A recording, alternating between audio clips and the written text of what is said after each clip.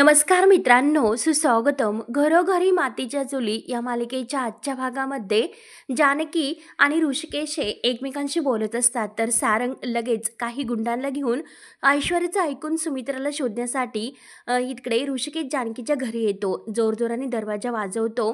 तेव्हा जानकी म्हणते की आत्ता यावेळेस कोण आला असेल. तर आता ऋषिकेश म्हणतो की माहिती नाही.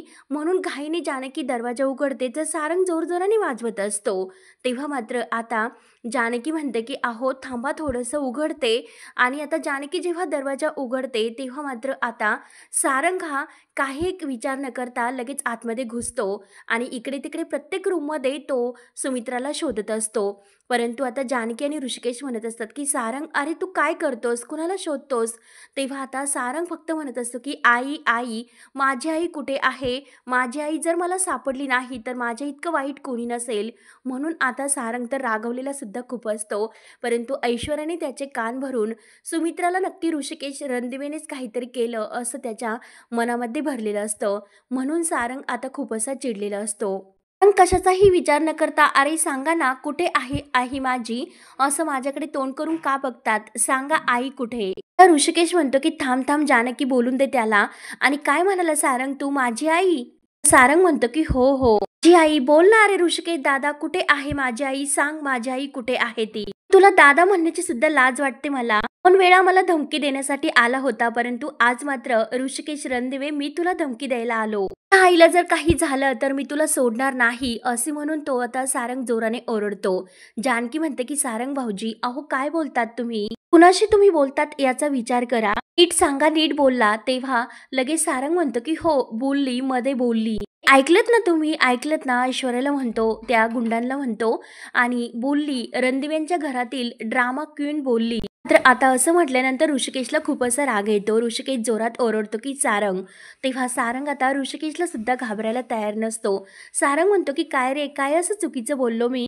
कशी नाटकं करते, जसं काही हिला माहितीच नाही. सकाळपासून माझी आई घरी आली नाही, तुम्हाला काहीच माहिती नाही का? तर मात्र आता इकडे स्कूलमध्ये जी अडकलेली रूममध्ये सुमित्रा आहे, तिला तर खूप टेन्शन येतं की इथून बाहेर कसं पडू, आता कुणाला तरी नक्की मला बोलवावेच लागेल.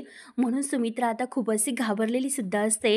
हा आवाज कुणाला ऐकू जात नाही, मी काय करू, खरंच मला काही समजेनासे झाले. सुमित्रा आता लाईटचं बटन ऑफ आणि ऑन करत असते आणि जोरजोराने दरवाजा वाजवते की अरे वाचवा मला कोणीतरी, मी येथे अडकले, मला वाचवायला या. म्हणून आता जोरजोराने ती अगदी जीवाचा आकांताव करत असते आणि ओरडत असते. आता शाळेमध्ये रात्र झाल्यामुळे कोणी नसतं, वॉचमन सुद्धा काका नसतात, ते सुद्धा घरी निघून जातात. आणि आता सुमित्रा मात्र अगदी जोरजोराने ओरडते, तिचा आवाज आता कुणाच्या कानापर्यंत नाही पोहोचत. तेव्हा आता इकडे जानकी विचारते की काय काय झालं आईंना, कुठे गेल्यात? तेव्हा आता सारंग म्हणतो की उगाच तुम्ही वेळ घेऊन पेडगावला जाण्याचा प्रयत्न करू नकास. माहिती आहे की माझी आई कुठे आहे, सांगा आई कुठे आहे? ऐश्वर्या सुद्धा म्हणते की हो हो, नाहीतर काय. पासून आई माझ्या सोबत होत्या आणि त्या देवळात एकत्र आम्ही गेलो होतो. तेथून पुढे त्या कुठे गेल्या माहिती नाही. नक्की त्या या ओवीला भेटायला गेल्या होत्या. फुल असा डाऊट आहे की आई ह्या ओवी सोबतच होत्या, त्या ओवीलाच भेटल्यात. मात्र ऐश्वर्या लगेच ओवीला म्हणते की काय ग, ए कुठे आहे आई, सांग ना कुठे आहे, तुलाच माहिती असेल की आई कुठे आहे. ओवी मात्र आता खूप घाबरते. तर लगेच ती जानकी आणि ऋषिकेशच्या मागे लपते. तर ऐश्वर्या तिच्यावर ओरडणार, तोच लगेच जानकी ओवीला आपल्या पाठीमागे घेते आणि ऐश्वर्याला उत्तर देते की अगं ओवीला विचारण्या अगोदर तिच्या आईला तुला विचारावं लागेल. तर तू तिच्या आईशी बोल, आई हरवल्यात आणि ओवी यात काही एक संबंध नाही. आता ऐश्वर्या रागाने म्हणते की काय नाही, ऋषिकेश दादा आमच्या घरी आले होते, ते आईंना धमकी देऊन गेलेत, कारण यापुढे ओवीला भेटायचं नाही असं धमकावून त्यांनी आईंना सर्वांसमोर सांगितलं. तेव्हा मात्र आता ऐश्वर्या मुद्दाम जे काही कारस्थान तिने केले सर्व काही ऋषिकेशवर लोटण्याचा प्रयत्न करत असते.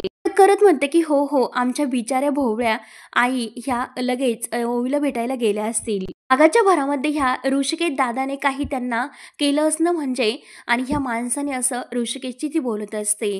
तेव्हा आता ऋषिकेशला खूप राग येतो. ऋषिकेश जोरात ओरडतो की ऐश्वर्या बास कर. जानकीला सुद्धा राग येतो. जानकी म्हणते की ऐश्वर्या तोंड सांभाळून बोल, कुणाशी बोलते तू, त्या ऋषिकेशच्या आई आहे हे लक्षात घे. ऋषिकेश त्यांच्या आईच्या केसाला सुद्धा धक्का लागून देणार नाही, हे लक्षात ठेव. जानकी सारंगला म्हणते, की "सारंग भाऊजी, अहो या ऐश्वर्याला अक्कल नाही. निदान तुम्ही तिच्यासारखं तरी वागू नका आणि तुमच्या भावावर असे कोणतेही आरोप करू नका." सारंग सारंग तर हा ऐश्वर्याचा कडपुतला असतो. तो लगेच म्हणतो, की "हो, हो, खोटे आरोप करू नका. मान ठेवा. त्याचा आदर राखा भाऊजी. अहो आपले जुने दिवस आठवा." अजून काय ऐश्वर्या काय होते? काय म्हणतात ह्या एकत्र कुटुंब, आपली माणसं, आपलं प्रेम, बास कर ही तुझी नाटकं. कंटाळा आला मला त्याचा अगदी. आता खिसा फाडून असं राहाडा करण्याची मला काही एक गरज नाही. मला माझी आई पाहिजे कळले ना तुला असे आता सारंग ऋषिकेशला खडसावून विचारत असतो. परंतु जानकी आणि ऋषिकेश शांत असतात. सारंगचं सर्व काही बोलणं ते अगदी शांतपणे ऐकून घेतात. मात्र आता सारंग कशाचाही विचार न करता ऋषिकेश जानकीला धमक्या द्यायला सुरुवात करतो, की जर 2 तासात माझी आई घरी नाही आली ते पण सुखरूप, सावत्र रणदिवे तुम्हाला जेलची हवा खावी लागेल. एका आईच्या सख्ख्या मुलाचा वादा आहे हे लक्षात ठेवा. ऐश्वर्या असं बोलून आता ऋषिकेश आणखी फक्त बघत असतात तर सारंग ऐश्वर्या आणि त्या माणसाला घेऊन लगेच निघून जातो. तेव्हा मात्र आता जानकी लगेच ऋषिकेशला म्हणते, की "ऋषिकेश, भाऊजी काय म्हणतात की हे खरं आहे का? आई सकाळपासून गायब असतील का? आईंना बीपीचा त्रास आहे, त्यांनी औषधं घेतली असतील का? त्यांनी काही खाल्लं असेल का?" असं जेव्हा जानकी म्हणत असते तर ऋषिकेशच्या डोळ्यामध्ये खळखळ असं आईविषयी पाणी येत असतं. आईविषयी ममता त्याची आता जागोई होते. जानकीला तर खरंच खूप टेन्शन येतं. जानकीला आता सुमित्राची खरंच खूप काळजी असते.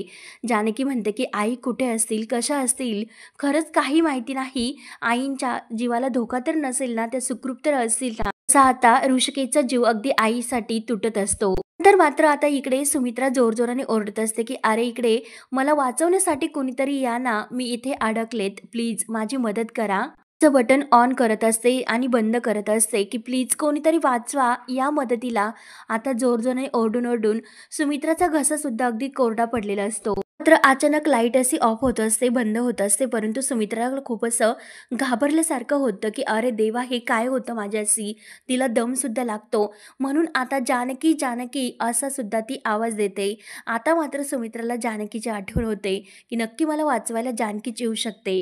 तर आता ऋषिकेश जानकीला म्हणत असतो, की हेच रणदिवे कुटुंब आहेत आता या खोटारड्या माणसांनी भरलेलं राजकारणी कुटुंब. वेळी हे लोक प्लॅन करत असतात आणि यात तू, मी आणि आपली ओवी फक्त फसत असतो. माझं काही नाही, मी यांचं काही एक ऐकून घेत नाही. मी त्यांना वेळच्या वेळी अगदी योग्य उत्तर देत असतो. त्यांना त्यांची जी काही लायकी आणि जागा आहे ती लगेच दाखवून देत असतो. "अगं तुम्ही दोघी तर खूप अशा भोळ्या आहेत आणि तुमच्या या भोळेपणाचा फायदा घेऊन दरवेळेस मात्र ही लोक तुम्हाला आरोपाच्या पिंजऱ्यामध्ये उभं करतात." जानकी, "ओवी मी जे सांगतो ते ऐकून घ्या. की मी तुला आत्ता सांगतो, की आत्ता सुद्धा त्यांनी स्वतः रणदिवेबाईंना लपवलं असणार. हे मी तुला लिहून देतो." आता तरी सुद्धा जानकीचा विश्वास नसतो. जानकी म्हणते, की "ऋषिकेश, अहो नाही.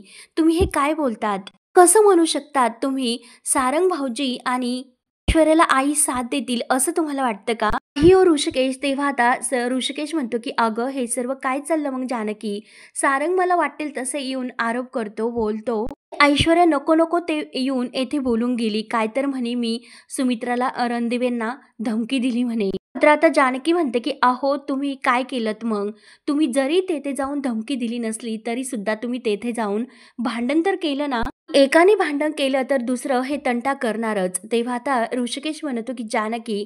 तर जानकी म्हणते, की "नाही ऋषिकेश, हेच चाललं का तुमच्या डोक्यामध्ये? हेच का सारंग भाऊजी काय बोलले, ऐश्वर्याने काय केलं हे महत्वाचे का यावेळी महत्वाचं नाही? का फक्त आईंना शोधणं महत्वाचं आहे, बाकी काही नाही? माहिती नाही आपल्या आई कुठे असतील, काय करत असतील आणि अहो आई तर बीपीचं सुद्धा पेशंट आहे. नक्की त्यांच्या जीवावर काय असं बेतलं असेल?" आताच काही दिवसापूर्वी त्यांना माइंड अटॅक येऊन गेला होता आणि ऋषिकेश खरंच, तुम्हाला खरंच काही कळत नाही का हो? काहीच वाटत नाही का? खरं तर मला आता भीती वाटायला लागली. म्हणून जानकीला आता सुमित्राची खूप अशी काळजी लागते. तिला खूप असं टेन्शन येतं, की नक्की सुमित्रा आई कुठे असतील? झालं तरी मला आता आईंना जाऊन शोधायला हवं असं जानकी आता ठरवते. जानकी लगेच आपली बॅग घेते आणि ऋषिकेशला म्हणते, की "ऋषिकेश मी आता आईंना शोधून घेऊन येते. तोपर्यंत तुम्ही येथेच ओवीजवळ थांबा." कोणीतरी येथे असणं सुद्धा गरजेचं आहे. जानकी आता हात जोडून म्हणते की ऋषिकेश प्लीज शांत राहा, डोक्यात राग घेऊन असं काही वाईट काही करू नका. माहिती आहे की आई कुठे असतील, मला माहिती आहे असं बोलून आता जानकी आईने निघून जाते. तर ओवी म्हणते की बाबा जी कुठे असेल तेव्हा आता ओवी रडत असते तर ऋषिकेश प्रेमाने तिला जवळ घेतो आणि तिला समजावतो. त्यानंतर मात्र आता इकडे लाईट जाते. सुमित्रा इतकी घाबरल्यासारखी होते की नक्की आता काय करू, कुणाला बोलावू आणि मी येथून बाहेर पडू तर गेली या अंधारात येथे मी एकटी काय करू, पण अशी बंद खोलीत नाही नाही अशी येथे एकटी नाही राहू शकत. म्हणून सुमित्राला आता खूप असं टेन्शन येतं. अगदी घाबरल्यासारखा जीव तिचा होत असतो. जोराने सुमित्रा ओरडत असते की अगं जानकी कुठे आहे तू, ये ना कोणीतरी माझ्या मदतीला. आहे जानकी तू, अगं ये ना माझ्या मदतीला. म्हणून आता सुमित्राला चक्कर सुद्धा यायला सुरुवात होते. आता सुमित्रा चक्कर येऊन खाली पडते आणि तिला आता बेशुद्ध होते. त्यानंतर मात्र आता इकडे अवंतिका मित्राला फोन करते आणि काही कळलं का, आई भेटल्या का असं विचारते. सौमित्र नाही म्हणतो. तेव्हा मात्र आता अवंतिकाला सुद्धा खूप टेन्शन येतं. सुमित्राची काळजी लागते. तर आजीचा जो काही श्रीराम जय जय राम असा जप सुरू असतो. तेवढ्यात सारंग आणि ऐश्वर्या घरी येतात. आजी लगेच विचारते की सारंग अरे काय झालं, त्यांच्या घरी होती का आपली सुमित्रा. मात्र आता सारंग काही उत्तर देत नाही. तर अवंतिका म्हणते की कळलं ना सारंग भाऊजी तुम्हाला, आता मी तुम्हाला सांगितलं नाही ह्या ऐश्वर्यावर काही एक विश्वास ठेवू नका. जानकी वहिनी आणि ऋषिकेश दादा यांच्यावर संशय घेणं बंद करा, ऐश्वर्याचं ऐकू नका. मात्र आता ऐश्वर्याला राग येतो. ऐश्वर्या म्हणते की LLB जे काही थोबड आहे ना ते तिकडे कोर्टामध्ये उघडायचं, येथे नाही. इथे राहून जर तुला त्यांची हज्जी करायची असेल तर कशाला राहतेस ग, इथे जाऊन राहायचं त्यांच्यासोबत. मात्र आता अवंतिका काही एक ऐश्वर्याला जुमानत नसते. ती आता ऐश्वर्याला म्हणते की शट ऐश्वर्या, अगं मला काय करायचं आणि काय करायचं नाही तू सांगायचं नाही, हे माझं मी बघून घेईल, कळलं ना तुला आता. काय ग, तू तर सारंग भाऊजींच्या डोक्यामध्ये संशयाची सुई टाकून त्यांना तिकडे घेऊन गेली होतीस. काय झालं सांग ना अगं. सारंग भाऊजी अहो सांगा तुम्ही तरी, काय झालं तिकडे, म्हटले का आई तिथे काही न सापडल्या. तेव्हा आता सारंग हा ऐश्वर्याकडे पाहत असतो. अवंतिकाला काय उत्तर द्यावं हे त्याला नाही कळत. तो शांत असतो. अवंतिका विचारते की अहो सांगा ना ऋषिकेश दादा काय म्हणले. तर सारंग लगेच म्हणतो की हो हो काय म्हटला, त्याच्याकडे उत्तर देण्यासाठी काही आहे का. आजी हे बघ, तो तर उगाच असं नाटक करत होता की जणू त्याला काहीच माहिती नाही म्हणून. ही तुमची जानकी वहिनी खोटारडी कुठली. मलाच म्हणते की असं कसं बोलतात तुम्ही, सख्या भावावर आळ घेतात. आजी मी तिचं काही ऐकलं नाही, चांगला असा दम देऊन मी त्यांना येथे आलो. अवंतिकाला आणखीन या सारंगचा आणि ऐश्वर्याचा राग येत असतो. म्हणतो की पुढच्या 2 तासात माझी आई सापडली नाही तर तुम्हाला जेलची हवा खावी लागेल असं मी त्यांना धमकावून आलो. ऐश्वर्या म्हणत असते की सारंग अहो फक्त हवा नाही तर अख्ख्या काळ्या पाण्याची शिक्षा त्यांना चांगली भोगायला लावायची. अरे आपल्या आई ज्या अनाथ मुलीला आसरा दिला, मात्र मुलाला पोटच्या मुलासारखं सांभाळलं, माया दिली, प्रेम केलं, आज 30 लोक या थराला जाऊन वागतात. असं ऐश्वर्या आता मुद्दाम सारंगचे आणखीन कान भरण्याचा प्रयत्न करत असते की जे काही कृत्य तिने केले आणि ते सर्व जानकी आणि ऋषिकेश दादा यांच्यावर लोटत असते. अवंतिकाला आता ह्या ऐश्वर्याचा खूप असा राग येत असतो. तळपायची आग तिची मस्तकात जात असते की काय करू ह्या ऐश्वर्याचं आणि काय नाही तिला होत असतं. तेव्हा मात्र ऐश्वर्या तरी सुद्धा बोलायची थांबत नाही आणि की काय ते जानकी बहिणीचं आणि ऋषिकेश दादाचं वागणं, शी मला शी देवा काय घोर कलियुग आहे हे असं. अवंतिका सुद्धा काही मागे पुढे पाहायला तयार नसते. अवंतिका डायरेक्ट आता ऐश्वर्याच्या तोंडावरच उत्तर देत असते की अगं तूच या कलियुगातील महाकली आहे. ऐश्वर्या तू फक्त कली नाही, या घराच्या सुखाला लागलेली तू एक वाळवी आहे, वाळवी. तोंडाला येईन ते बोलत असते आणि वाटेल ते तसे बोलत असते आणि या घरातील माणसांना आणि आजीला म्हणत असते की काय तुम्ही तर या घरातील आहेत आणि तरी सुद्धा तुम्ही हिच्या बोलण्यात अडकतात, तिच्यावर विश्वास ठेवतात. मला पुन्हा एकदा जोरजोराने ओरडून सांगते की ह्या नालायक बाईवर विश्वास ठेवू नका. का ठेवू या बाईवर विश्वास. तर ऐश्वर्याला इतका राग येतो. ऐश्वर्या लगेच जोरात ओरडत येते की आणि आता अवंतिकाचा हात पिरगाळते आणि तिला आपल्या तिने पुन्हा धमकायला प्रयत्न करते की मी तुला मागच्याच वेळेस बजावलं होतं की तू माझ्या वाटेत येऊ नकोस, जाऊ नको, एवढीशी गोष्ट छोट्याशा मेंदूमध्ये शिरत नाही का ग. म्हणून आता अवंतिकाचा हात अशी जोरात पिरगाळत असते आणि तिला धमकावत असते, हलक्यात असं घेऊ नकोस, मी काय करेल तुला माहिती नाही. तेव्हा अवंतिका म्हणते की ऐश्वर्या माझा हात सोड, माझ्या हाताला जर काही त्रास झाला तर माझ्या इतकं वाईट कोणी नसेल, हात सोड, दुखतंय मला, हात सोड. तर ऐश्वर्या म्हणते की हो हो दुखून दे ना. जोरजोराने आता ऐश्वर्या अवंतिकाचा हात पिरगाळत असते. तर सारंग आणि आजी अगदी धक्क्याने पाहत असतात. त्यानंतर आता इकडे जानकी ही सुमित्राला शोधत शोधत स्कूलपर्यंत येते आणि स्कूलचं गेट हे लावलेलं असतं आणि कुलूप सुद्धा लावलेलं असतं, म्हणून जानकीच्या लक्षात येतं की याला तर कुलूप लावलेलं आहे. म्हणून जानकी आता कोणी आहे का असा आवाज देते. ऑचवेन दादा कोणी आहे का असं जानकी आता जोरजोराने आवाज देत असते. जानकीला कोणीही आवाज देत नाही, म्हणून जानकी आता गेटवर चढते आणि तेथून ती खाली उडी मारते. जानकीच्या हाताला सुद्धा थोडंसं लागतं, परंतु आईंच्या जीवासाठी जानकी आता स्वतःच्या जीवाची सुद्धा पर्वा करत नाही. फक्त तिच्या मनात आई कुठे असेल, त्या सुखरूप असतील की काही, म्हणून तिला फक्त आता आईंचं वेड लागलेलं असतं. तिला आई कुठे आहे याचं वेड लागतं. त्यानंतर आता इकडे ऐश्वर्या अगदी अवंतिकाचा हात जोरजोराने पिरगाळत असते. तर अवंतिका म्हणते की ऐश्वर्या हात सोड, परंतु ऐश्वर्या काही ऐकायला तयार नसते. ऐश्वर्या आता म्हणते की काय ग, तू तर फक्त एक 1.5 दमडीची मुलगी आहेस आणि तू मला आता जाब विचारायचा नाही आणि स्वतःला जज करायचं नाही. हे बघ, जे काही घडलं ना, तू मला जाब विचारते ना, मग मी सांगते ऐक. आणि जोरात ऐश्वर्या अवंतिकाचा हात सोडून देते आणि तिला बाजूला लोटते आणि ऐक ऐक असं म्हणते. आणि आज्यानी सारंग समोर येते आणि म्हणते की आईना ओवीला भेटले असते, रोज त्या ओवीला भेटायच्या, परंतु आज मात्र काहीतरी असं वेगळं घडलं असेल. आणि सारंग, आपण नाही का आईंना आणि ओवीला एकत्र पेढे खाताना पकडलं होतं? सारंग म्हणतो की हो हो ऐश्वर्या, इथे असंच आपण त्यांना पकडलं होतं. तर ऐश्वर्या म्हणते की अगदी तसंच ऋषिकेश दादानी सुद्धा त्यांना पकडलं असणार. आणि जेव्हा त्या सुमित्रा आईंना आणि ओवीला एकत्र पाहिलं असेल तर ऋषिकेश दादा खूप रागवले असतील आणि नक्की त्यांनी आईंशी भांडण केले असणार, आईवर खूप ओरडले असतील. आणि सारंग, तुम्हाला सुद्धा चांगलं माहिती आहे की तो माणूस जेव्हा भांडायला सुरुवात करतो तेव्हा समोरची व्यक्ती कोण आहे आणि काय आहे हे त्यांना काही कळत नसतं. कोणताही विचार ते करत नाही. समोर आई आहे की भाऊ आहे हे सुद्धा त्यांच्या लक्षात राहत नाही. आता ऐश्वर्या मुद्दाम आता ऋषिकेश दादाविषयी सारंगला आणि आजीला भडकून देण्याचा प्रयत्न करत असते. अवंतिकाला मात्र आता ह्या ऐश्वर्याचा आणखीन राग येत असतो. नक्की डोक्यामध्ये त्या दोघींना एकदा एकत्र पाहून त्यांच्या सनक शिरली असेल आणि या दोघी आपण इतकं भांडलो, इतकं धमकावलं, इथे सांगून सुद्धा समजावून सुद्धा हे दोघी एकमेकांना भेटतात. त्यामुळे आता त्या ऋषिकेश दादांचा राग असा अनावर झाला असेल, डोक्यामध्ये सनक उठली असेल. म्हणून त्यांना आता धडा शिकवण्यासाठी त्याने मुद्दाम आपल्या आईंना कुठेतरी लपून किंवा डांबून ठेवलं असेल असं मी तुम्हाला खरं सांगते. आणि आजी, सारंग, अहो मी तुम्हाला सांगते ना, हे असंच काहीतरी घडलं असेल, म्हणून आता जोरजोराने ओरडून सांगत असते. आणि आता अवंतिकाला म्हणते की कळलं ना LLB.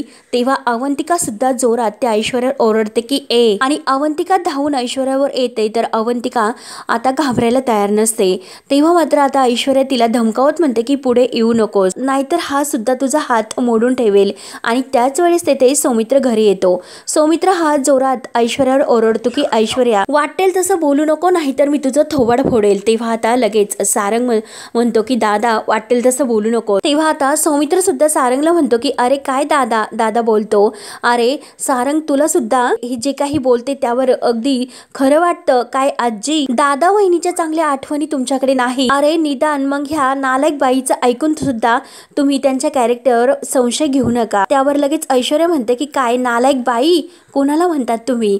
म्हणजे तुम्हाला सुद्धा आता तुमच्या ऋषिकेश दादाची हवा लागली वाटतं. सारंग, अहो सारंग, बघता ना तुम्ही तुमचा हा भाऊ माझ्याशी कसा बोलतो, कोणत्या भाषेत बोलतो. तेव्हा आता म्हणजे सौमित्र म्हणतो की काय करू, काय ग, तुला आता देव्हाऱ्यात नेऊन बसू का?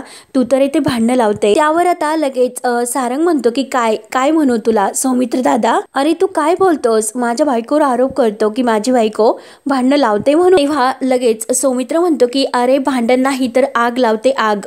तेव्हा सारंग म्हणतो की दादा हे बघ, तू माझ्या बायकोला वाटेल तसे बोलू नकोस. तेव्हा आता सौमित्र विचारतो की काय रे, मग काय करणार आहेस तू? मारणार आहेस का? सारंग म्हणतो की मग काय करू? सांग ना मग मी काय करू? तू माझ्या बायकोला वाटेल तसे आरोप करतो बोलतो. तेव्हा लगेच अवंतिका त्या दोघांचं इतकं झुपलेलं असतं आणि त्या दोघांचं असं जोरदार भांडण सुरू होतं. अवंतिका मध्ये येते आणि सौमित्राला धरते की शांत हो, दोघांनी शांत व्हा. काय चाललं तुमच्या दोघांचं? इथे परिस्थिती काय आहे आणि इथे मात्र तुमच्या दोघांचं काय सुरू आहे? प्लीज शांत व्हा, दोघांनी सुद्धा शांत राहा. आणि सौमी, मला एक गोष्ट सांग की तू आता कुठे गेला होतात? तेव्हा आता सौमित्र म्हणतो की पोलीस स्टेशन मध्ये. त्यावर आता ऐश्वर्या थोडीशी घाबरते. तर आजी विचारते की काय पोलीस स्टेशन मध्ये आणि कशाला? तर लगेच सारंग म्हणतो की हो हो, गेला असेल आमची तक्रार करण्यासाठी. तेव्हा मात्र आता सौमित्र म्हणतो की जे घडलं ना ते कळवायला गेलो होतो आणि जोपर्यंत माणूस हरून 24 तास होत नाही तोपर्यंत त्याची मिसिंग कंप्लेंट नाही घेऊ शकत. त्यांना मी कळवलं म्हणजे ते पुढे जाऊन सर्क्युलेट करते. तेव्हा मात्र आता सुमित्रा कुठे असेल आणि ईश्वरा अरे कुठे आहे माझी सुमित्रा असं आजी देवाला विचारत असते. तेव्हा आता ऐश्वर्याला अगदी मनात हसू येतं. ऐश्वर्या म्हणते की अरे नाईट स्कूलमध्ये आहे तुमची ती सुमित्रा रणदिवे, आयुष्याचे धडे शिकते ती तिथे. आणि खरंच सुमित्रा आता इकडे बेशुद्ध पडलेली असते. त्या अंधाराच्या बंद खोलीत अगदी तिचा जीवसा कोंडेनासा होतो. आणि तेवढ्यात जानकी स्कूलमध्ये येते आणि सर्वत्र ती आवाज देत असते की आई आई अहो कुठे आहात तुम्ही. आणि त्याच वेळेस मात्र आता सुमित्रा बेशुद्ध पडलेली असते कारण जानकीचा ओरडण्याचा आवाज तिच्या कानापर्यंत नाही पोहोचत. जोरजोराने आवाज देत असते की आई आई कुठे आहात तुम्ही, आई अहो कुठे आहात तुम्ही, आई आई असा जोरात आवाज देते. परंतु आता मात्र सुमित्रा बेशुद्ध असते. काही तिला कळत नाही की नक्की जानकी तिला सोडवण्यासाठी आली म्हणून. तेव्हा मात्र आता जानकी ही टेन्शन मध्ये येते की अरे देवा आता मी आईंना कुठे शोधू. तेव्हा आता जानकी स्वतःलाच म्हणते की जानकी एकदा शांत मनाने विचार कर. जेव्हा तू ओवीला न्यायला आली होती तर ओवी तुला येथे भेटली आणि तिने सांगितले की बाबा चिडून येथे गेलेत म्हणजे ह्याच दिशेने. आणि आता मात्र ओवीने जे काही सांगितलेलं आहे तर तसतसं जानकी अगदी आठवण्याचा प्रयत्न करते. ओवीने जसं सांगितलेलं आहे तसतसं आठवण्याचा प्रयत्न जानकी करत असते की तिने सांगितलं की तिने म्हणजे बाबा आले होते आणि बाबांनी आजीला पाहिलं आणि बाबांना घाबरून आई निघून गेल्यात म्हणजे नक्की आईंनी यांना पाहिलं असणार. शाळेला आणि एंट्रीला आता एकच गेट आहे त्यामुळे त्या तर आता इकडून गेल्या म्हणजे ऋषिकेश येथे होता तर म्हणजे आता त्या इकडून बाहेर गेल्या नसतील. म्हणजे आई एवढ्या रात्री इकडे क्लासरूम मध्ये म्हणून जानकी जोरात आई आई आई असा आवाज देत असते की नक्की आता आई येथेच बंद असतील हे जानकीच्या लक्षात आलेलं असतं. परंतु आता देवकृपेने मात्र आता ही सुमित्रा बेशुद्ध असते म्हणून तिला आता जानकी येथे आपल्याला सोडवण्यासाठी आलेली आहे हे सुद्धा काही लक्षात येत नाही. जानकी म्हणते की अरे देवा आईंना आता जाऊन शोधायला हवं म्हणून ती आपल्या मोबाईलचा टॉर्च लावते आणि आई आई कारण तेथे सर्वत्र अंधार असतो म्हणून आता जानकी प्रत्येक रूम मध्ये शोधायला वर चढते. त्यानंतर आता ऋषिकेश म्हणतो की जानकीला जाऊन तर खूप वेळ झाला आणि रणदिवे बाईंना जर काही झालं तर नसेल ना म्हणून आता ऋषिकेशला सुद्धा खूप आता सुमित्राची काळजी लागते. कुठे असतील त्या आणि जानकी सुद्धा बराच वेळ झाला एकटीच त्यांना शोधायला गेली. तिला सुद्धा जाऊन बराच वेळ झाला म्हणून ऋषिकेशचा जीव सुद्धा आता अगदी घाबरेसा होतो. टेन्शन येतं त्याला खूप. अगं जानकी कुठे आहेस तू. तेव्हा मात्र आता ओवी ही देवबाप्पा जवळ येते आणि प्लीज देवबाप्पा माझी आजी सापडून दे असं देवघरासमोर बसून म्हणत असते की जर माझी आजी देवबाप्पा सापडली तर मी तुला एक चॉकलेट देईल. तेव्हा आता ओवीचंही बोलणं ऐकून ऋषिकेश आत येतो. ओवी ही हात जोडून म्हणत असते की देवबाप्पा अरे माझी आजी खरंच खूप चांगली आहे रोज ती तुझी पूजा करते. अरे पण ती हरवली प्लीज काहीतरी अशी जादू तू कर आणि तिला शोधून काढ प्लीज देवबाप्पा माझी आजी मला सापडून दे. त्यानंतर आता जानकी आतमध्ये घुसते. आई आई अहो कुठे आहात तुम्ही म्हणून ती आवाज देत असते. परंतु आता जानकीला कोणत्या रूम मध्ये शोधू कुठे असतील ते प्रत्येक रूमला लॉक असतो म्हणून सुमित्रा तर आता बेशुद्ध असते. प्रत्येक रूम जवळ येते की अरे देवा प्रत्येक रूमला लॉक आहे ताळे आहेत कुठे शोधू मी आईंना. जानकीचा जीव सुद्धा अगदी टांगणीला लागतो. अगदी टेन्शन मध्ये तिला आता सुमित्राची काळजी लागते. जानकी जोरात ओरडते की आई आई तरी सुद्धा आता सुमित्राला शुद्ध काही येत नसते. आई कुठे आहात तुम्ही आई कुठे आहात तुम्ही म्हणून जानकी आता इकडे तिकडे शोधत असते की आई तुम्ही कुठे आहात आई आई करत प्रत्येक रूमच्या जवळ येऊन आवाज देत असते. अहो आई कुठे आहात तुम्ही म्हणून जानकीचा जीव अगदी कासावीस होतो. आणि आता जानकी धावत धावत त्या अगदी त्या रूम जवळ सुद्धा येऊन पोहोचते त्या लायब्ररीच्या रूम मध्ये जेथे सुमित्रा बंद झालेली असते. आणि मात्र ती जोरजोराने वाजवते की आई आई कुठे आहात तुम्ही आई म्हणून आता तरी सुद्धा सुमित्राला काही जाग येत नसते. ती पूर्णपणे आता बेशुद्ध असते. की आता परत पुढे जाते आणि प्रत्येक रूम वाजवते दरवाजा वाजवत असते की आई आई तुम्ही कुठे आहात.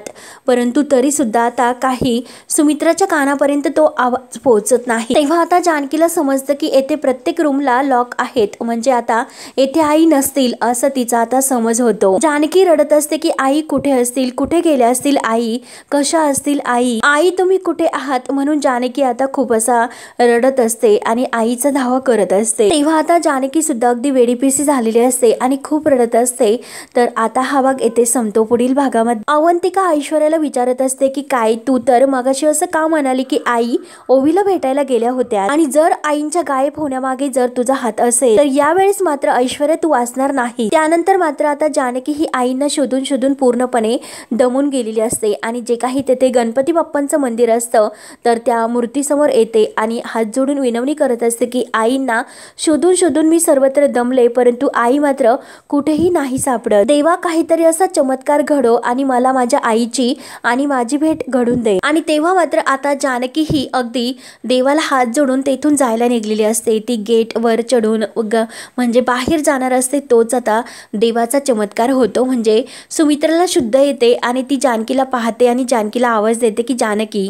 तेव्हा आता जानकीला कळतं की आई नक्की येते आहेत कारण आता जानकीच्या कानापर्यंत आईचा आवाज पोहोचलेला असतो। तेव्हा आता पुढे काय काय होतं हे पाहण्यासाठी आपल्या चॅनलला नक्की सबस्क्राईब करत राहा। धन्यवाद।